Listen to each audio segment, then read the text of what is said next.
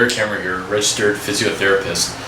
Today I'd like to talk to you a little bit about a specific exercise that can be really beneficial for somebody who has lateral epicondylitis or tennis elbow. So essentially what tennis elbow is, it's when we have inflammation of the insertion point of the tendon for your wrist extensors.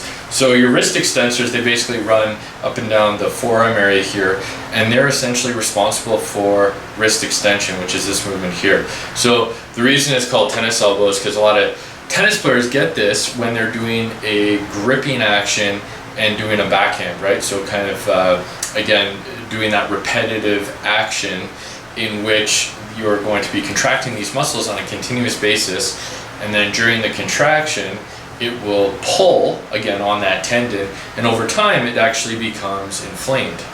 Now, one of the things that we want to do from a rehabilitation standpoint is to actually stretch these wrist extensor muscles.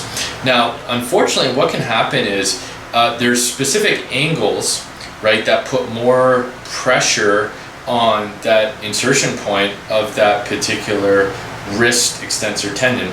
And so what you'll find is, particularly when the arm is fully extended in this position, it'll be really painful to stretch those wrist extensors in that position, depending on how irritable your condition is. So the way that you can get around this, and what I find really helpful in the clinic when working with, again, stretching out these muscles, is to start with the elbow slightly bent.